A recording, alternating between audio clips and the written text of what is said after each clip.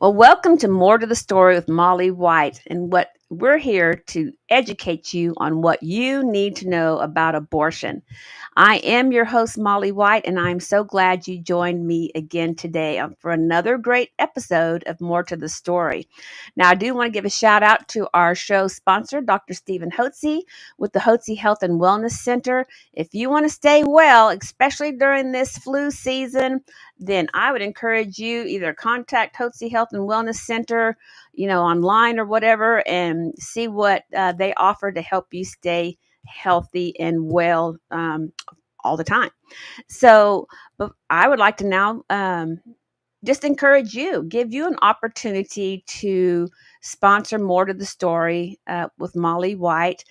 Without sponsorship, we couldn't have this show. It wouldn't be possible. It helps us to pay for our producer who does an amazing job, and so we'd love to invite you to join us and be a sponsor. And also, if you would like to donate to More to the Story, we would appreciate it very much, because we have big plans for 2025. We're always trying to improve our show, to get great guests on the show. And also, Mary and I kind of want to take More to the Story and hit the road and do some live podcasts across the country, especially when important things are going on. So that would help us fund our trips and things like that. So we would invite you to be a donor or a show sponsor. You can go to our website, and there will be a link there that'll give you all the information you need to know. Well, I would like to introduce Mary Browning, my awesome, wonderful co-host. So please join us, Mary. Thank you, Molly. It's so good to be on the show with you today. I am excited about our guest as she's a friend of mine. And I want to mention to our listeners that today there will be a story about abortion and about recovery in different ways. So if you are a person that has abortion in your past, you may find yourself with an emotional reaction to some of the things you hear today. And if that happens, we want you to know that that's an invitation for you to have another level of healing. And we'd invite you to call the H3 helpline, 866-721-7881, and get connected with someone that can get you some help. We really hope that you will do that. And also, if you have young people listening today, you may want to take some precaution, because there will be some content that won't be appropriate for them. But thank you for listening, and thank you, Molly. Well, thank you, Mary, and I appreciate it. And today our topic is really going to be discussing sexual trauma and abortion. And so, if you've have been a victim of some type of sexual trauma, sexual abuse in your past, we give you the same disclaimer, right, Mary? That Yes. if you get triggered, don't turn the show off. Don't walk away, because there is help and healing for you, and that's our heart's desire, is to lead you to the road of recovery. And not sit in silence and shame and dysfunction because of that. So our guest today is Crystal Lane, and she lives in Missouri, same place as you, Mary, and y'all have met. And Crystal is going to come and talk about her experiences with abortion. So welcome to More to the Story with Molly White. Crystal, come on in. Hello, it's very nice to be here. Well, thank you so much for your willingness to come on. And I know your story and your experience is going to witness to so many people that watch this podcast. So I'm very excited to see what God is going to do today on our show. And so, Crystal, we'd like for you just kind of introduce yourself, and then just kind of take us on a journey through your life that led up to an abortion. Well, my name is Crystal Lane. I live in mid-Missouri, not too far from Miss Mary Browning. I'm a mother of 5, and I currently work in ministry at the Christian College and then at Central Christian Church here in Moberly, where I live. Awesome. And so let's go on a little journey. Before you got involved in ministry, what was life like for you? Um, well, there really wasn't much of a life that was worth living. So I'll just kind of take you on the earliest journey, which really started, probably between the ages of 3 and 4. And so, sexual abuse was something that was very prevalent in my family. My dad was also in the military, so um, that also was a difficult situation to navigate, because now, the people that were supposed to be, placed in my life to help protect me and guide me, I'm now so confused about what that looks like, what love looks like, what's appropriate, and it just seemed to be so natural and normal um, in the family, including the fact my mom was like the babysitter for the military base that we lived on. So there's all kinds of children and women in and out of, this area that we lived. And so it really wasn't until I was much older that I started to understand that this wasn't right. And it wasn't okay. And I also learned very quickly, if you tried talking about it, it was something that you weren't allowed to talk about. Like, it was kind of just shoved under the rug. It wasn't up for discussion. And so I think that was probably just a tipping point in my life that really kind of just started me on this spiral of reckless behavior, at promiscuity at a very young age, drug use at a very young age. So we're talking around 13 and 14, starting to step into a world with, grown-ups, grown adults, a very dark world. And so, that just continued to spiral for some time. And I was a very angry, just very angry, hostile, just hurtful person. I really just kind of felt like I was on autopilot for a long time, especially through most of my youth. Mm-hmm. Just trying to survive and cope. Yes, yes, ma'am, for sure. The best way you knew how, really. Yes, Mm-hmm. yeah. Mm-hmm. And So then, was there a time when you found out you were unexpectedly pregnant? So yes, there was. And so I actually got pregnant at 17 with my first child, and had met a gentleman, and we ended up getting married quite young. And so we actually had 3 children. So by the time I was 21, I had 3 children. And then during the course of that relationship, he'd also been abused. And when he was younger, I had been abused. Like, we were just these two very broken people, trying to navigate life and take care of these children. And we were doing a terrible job at it, and we were terrible to each other.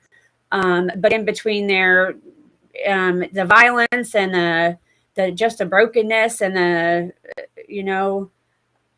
man, it's just so much that we went through. We split up and we'd get back together, and the drugs. I also ended up pregnant by another man. And we were separated at the time. And, I certainly didn't feel I deserved the children I already had. They were in and out of DYS services because of our addictions and our abuse. And so I became pregnant. This would be with my 4th child. And at this time, this was like around 2009. And so at this time, it seems very strange, but it seemed like that's what everybody was doing in 2009. And so I had several friends that are like, oh, just go get an abortion. It's just a thing to do. Like, you don't need to have another kid while you're in addiction. You don't want to bring another kid into the world, with all the mess that you're living in. And it seemed like it was probably the logical thing to do with my history and my behavior and what seemed to be my inability to change any of it. Like, I was sure that I would probably, I would not live much longer with the state that I was in. And so it seemed like it was the right thing to do. And I had full family support. My family's paying for it and encouraging it too. Okay. And so it seemed that it was the right thing to do. Okay. So what about the father of the child? What was his feeling on the abortion? So, well, this I didn't know until later on, and it would have been prior to, well, after I experienced healing from my abortion. But he knew that I was going to get the abortion, and like I don't know, he was actually very understanding. He understood. He was actually pretty compassionate about it too. I mean, he didn't really So feel he had a choice, but he wasn't mad at me. yeah, he was kind of apathetic or Yes. yeah. Yes. Okay. And so I always like to ask these questions of my guests so our audience kind of understands the operations of the abortion clinics. You go to a Mhm. clinic, you make an appointment and go. Did they run a pregnancy test? Did they give you other options? Did they counsel with you? Did they fully inform you about the risks of the abortion? Okay, yeah. So like stepping into that part, it's hard to relate to that girl now, but I know that the Lord has equipped me with enough of the memories of walking through that, right, that I can hopefully, you know, someone that may be considering it can be like, okay, whoa. So I remember going to Columbia to I don't know, like a, oh man, I can't remember the name of the place. Anyways, I went there and yes, they did a test on me. I was pregnant. And they found out that I was too far along just to have a traditional abortion. And so at this point, they were referring me to Kansas City, saying that I would have to go to Kansas City for a special type of an abortion. And it didn't seem like it was anything out of the ordinary or what they would have done there. It just cost more money. They're like, oh, it's no big deal, right? Like you just go here instead. That's it. They just have to take care of you there. We don't have the means to do that here. And so um, I really don't feel like much of anything was explained except that it was, oh, it's just a choice. It's like you got a cold, like you got the flu and you're going to the doctor and you're just going to take care of the sickness and you'll be better and you'll leave. So very vague and very, very uninformational on what was actually getting ready to take place for Right. sure. And so instead of saying, well, you're too far along, go see your OB-GYN doctor, they Yeah. referred you to another abortion provider that would do Yes, ma'am. a different type of abortion. And so Yes. that is something I think is important for our viewers and our listeners to understand is that um, when you go into an abortion clinic, coming out still pregnant is not very likely. They're going to either make sure you have the abortion there or refer you to someone who's going to perform another type of abortion on you.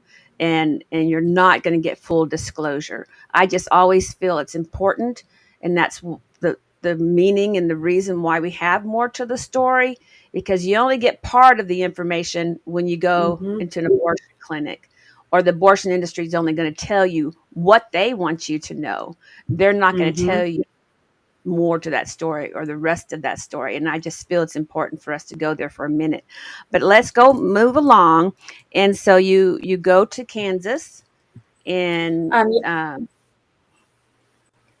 go yeah, ahead. yes, ma'am. So, my grandpa and my best friend, who she had just had an abortion with twins, and so like she was like one of my biggest advocates at the time. She's like, it's nothing. Like, don't worry about it. You don't have to be scared.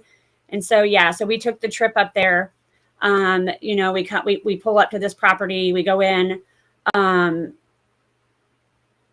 just to tell you, like, not knowing then what was happening, but like there's something inside of you, right? Like now I know it's like Jesus saying, like, turn around, right? Like, don't go this way. But like you walk in and there's really not even any room to sit. There's every chair's full, parents sitting there with young girls, and they looked young. I wasn't, I was 24 at the time. So these girls were very young, moms and dads sitting with them. They were just, the room was packed. There's nowhere to sit. There's nowhere to Wow. sit. And just there's like just this blanket of sadness and sorrow and pain. And, you're just sitting there and you're looking at everyone, and it really doesn't make sense, like why everyone is not like this, let's run, like this is a bad idea. But, it really even made it seem more possible, or that it was even okay because of the amount of people that were in the room and that are there, right? Which is even scarier and sad to think back on now, that there were just so many people there having these procedures. Yeah, it's kind of like a peer pressure kind of thing, Yeah. Yeah, it really is. And we can talk more about that another time. So, again, you go, and were you given a pregnancy test? Were you being told about the procedure, the risks involved, what complications could possibly come from that? I mean, was there, did it introduce you to the medical team, the doctor? Any of that occur for you? So you do get there, and I really don't remember. I believe like they gave me paperwork from the Columbia Resource Center, which I may be off a little bit, but that basically stated, "Hey, this is why I'm coming here now," and like you really don't see a medical team or a set of medical professionals. There was one lady that I really dealt with, and I'm really not sure what her role or her position was, but it's very minimal what they tell you. You're like, it's in and out. You just come in. This is what will happen. You may have a little cramping or discomfort, but you're good to go. And that's all there is to it. And so when they call you back, they take you like there's just this big room. I mean, and I remember looking around, and you could see all of the different women in the faces, just like all over the room. It's just a huge room, right? And so like I'm kind of in and out of it. My thoughts catching like what's happening and what's going on, and they did do an ultrasound. She did do an ultrasound because they had to confirm how far along I was, and I do remember like there just being a brief moment in that moment, right, where I wish I would have made a different decision, but it just didn't seem like it was the right thing to do. I'm already this far in. I've done paid all of this money. I have all these problems, and this is going to be one less problem. That's what it was a problem that was getting ready to be taken care of. And so I don't remember much of the procedure itself, but I remember waking up and looking around and being in like this large, like circular room, and there's just curtains separating each woman. So I could see all the women and the girls across from me. Like I could see them sitting there in a chair, and I guess what they would call like a recovery room. And it was just so sad. There was crying, and I mean, you just can't even, it's really more like a slaughterhouse is really what it's like when you're sitting around knowing what's happening, knowing what these women are here for. And they're not there to take a pill and to miscarry a child. Like they're there to have a child removed from their body, like piece by piece, in whatever procedure they're performing, depending on how far along you are. That's what's happening. They don't tell you that's what's happening, but that's what's happening. Right. Your baby's being ripped out of your body. Right. All right. Well, thank you for sharing that, Cammie. I know it's difficult, and especially you're kind of new. You're fresh into the healing journey, and Yes, ma'am. sometimes memories are hard to get back. It takes time for that. But let's move on. And so you had the abortion. I'm sure your grandfather and your friend. And let me mention your friend. Misery likes company. And Amen. in order to justify your abortion, it has to be okay. If it was okay for you, it's okay for my friends. And Yes. so sometimes in our woundedness, we lead others down that path of woundedness as well. And I hope that relationship can be kindled or dealt with, or but we don't want to go too far into that. So you left the clinic, and did you have any kind of complications, problems? What was life like for you? I think the healing process was probably longer than I had anticipated, and so yes, I mean, I the cramping, the bleeding, just the residual effects afterwards. Um, I would say it's probably pretty close to just like having, if you had a baby, you just had a child, but in a very traumatic form. And so my body was just in shock for quite some time, months after I had the procedure, and I bled for, I couldn't even tell you how long. Wow. So it was a very, very terrible experience and a terrible process for sure. Crystal, you had mentioned that you had some substance challenges before the abortion. Did that continue after? Oh, it got way worse. It got Okay. way worse. Anything I could do to not remember that experience or to just completely numb myself. It just went into a whole new realm from there. That's when IV drug use kind of came into the picture. It's really when I just checked out, like, this is, if I didn't have a reason to live before, which my life was rough then, I really, really wished I didn't exist then. Yeah. And I'm sure that affected your parenting even more so because you were Oh, yeah. already struggling. And then now you're trying to cope and survive. Yeah. And it affects our ability to parent our own children. So how long did that go on? Let's kind of fast forward a little bit. You suffered with addiction, which is very common.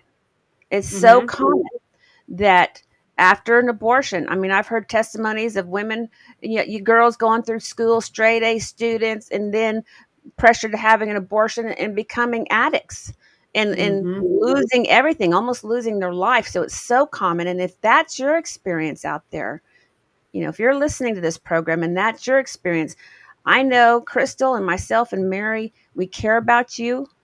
We want you to know that you don't have to continue self-destructing. There's a God who saves, delivers, and heals, who loves you, who cares about you, and is wooing you to salvation, wooing you to forgiveness, wooing you to healing. And there's a helpline number right there on our screen that you can call, and we'll talk about it some more. But Crystal, tell us about, you went through this for 20 something years, Yes. and then what happened that changed the trajectory of your life? Yes, yes. So, just to jump from that moment, right, and fast forward, um, coming up on the end of 2017, first of all, I started finding my way into a church while I was in the midst of my addiction. So I was kind of coming in and out of this church, and these people are just praying for me, man, and they loved me, and I ended up getting baptized. And so when I tell you that something happened when I went down in that water and came up, like, right, I fully don't even understand and grasp what happened. Even today, like, I know, but it's something that catapulted what was going to happen within the next couple years. And so during 2017 to 19, the Lord kind of started ministering to me, and he was like drawing my heart towards him. And it was like a slow and gentle process, confusing a lot of days too. But I ended up heading to a drug dealer's house in Arkansas. And that was around the end of or the beginning of 2020. I went 4.5 hours in the wrong direction. Ended up in Dyersburg, Tennessee. And I wandered around that town for half a night after I jumped out of a moving vehicle, right? I know it sounds crazy, but I heard the Lord talking to me, and he's like, this is your stop. This is where you get out. Right. And I'm like, get out? Like, where am I going? What are we doing here? Like, I have no clue what's happening. Like, and I'm like, well, it's not the craziest thing I've ever done. So here we go. And so after wandering around in this town, Can I stop you for a second? So you sure. you were a believer. You'd been baptized. You were growing your faith, and you were going to head. You were having a, what do you call it? falling back or whatever. So you're heading to a drug dealer's house to get some drugs, Mhm. and God sends you 4.5 hours in the opposite direction, and then Yes, tells you to ma'am. jump out of the car. I mean, Yeah. Yeah. Well, I'm sure he probably didn't want me to jump out of the car, right? He probably wanted me that's to maybe do it while the vehicle was stopped, right? But okay. Good, you know, good, good. I think an important part of like becoming a believer too is being discipled, and so like having someone teach you what that looks like. And so I didn't have that, and so, anyways, this big biker that used to sell drugs for the Hells Angels, his name was Mr. Tony, just kind of cuts me off, and he's like, "Hey, we need to talk," and he has me come in and sit down in the Salvation Army there, and he introduces me to his Jesus, and he tells me that if he can change, that I can change. Wow. And so it wasn't long, and that several of the people in the different agencies there in town were talking about me, and they had a gift. Well, what I now know is a gift to offer me, and they said that they had some help for me if I was really serious about getting help, and I'm like, well, I mean, let's go. And so it wasn't long that they made a phone call, and a lady named Miss Angel, she come and picked me up, and they had a faith-based healing and recovery program for women there, called Transitions of Dyer County, and it was a long-term program. And during that time, God overhauled my life. I was introduced to abortion healing. I was introduced to having just what it looked like to being a mom, being responsible.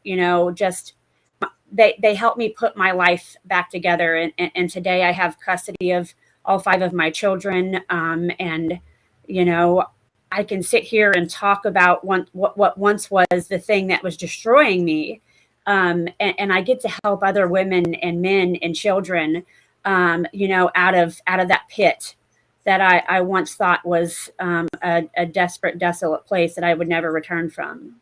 Amen. Amen. Mary, do you have Oh, anything? I just want to celebrate for a minute. This is just such a beautiful story of rescue. I mean, the idea that you were heading to Arkansas to a drug dealer's house and ended up in Tennessee in Yeah. a place that has a recovery program, and they're willing to offer that to you. I'm Yeah. thinking, was that no charge? They No offered charge. that as Yeah. a gift, no charge. That's Yes. really incredible. Beautiful, And even beautiful. even not only probably dealing with addiction, but had an abortion recovery as well. I mean, I've never heard of that in that altogether. So that's amazing. I can Yeah. just see how God had all of this lined out for you, knowing that you might, stumble and fall. And she goes, well, she might think she's going to Arkansas. Yeah. She's going to recovery. That's where she's going. And she's going to have an encounter with me. And I'm going to transform her life. And not only am I going to bring her out of the ashes, but I'm going to send her out to minister to those who are hurting. And so we don't have much time left. Please talk a little bit about the ministry that you're involved with now. We just have a few minutes left. Yes, ma'am. So, now I get to, there's a program called Save One. There's also, there's so many other abortion recovery programs that you can grab a hold of, healing for trauma, sexual trauma, all of those things. Like if you think you're too far gone, if you think it's not possible, man, there's healing. There is hope. Like 100%. It doesn't, you're never too far gone. You're never too far gone to experience God's love and restoration. And not only that, but he brings you to a place, right, that you couldn't ever fathom or even reach or obtain on your own. And he's sitting there waiting with his hand out saying, follow me. And it may seem crazy and impossible, but we serve a very loving, possible God. He does the impossible with situations like my life and so many others. Yeah, he brings beauty from ashes, doesn't he?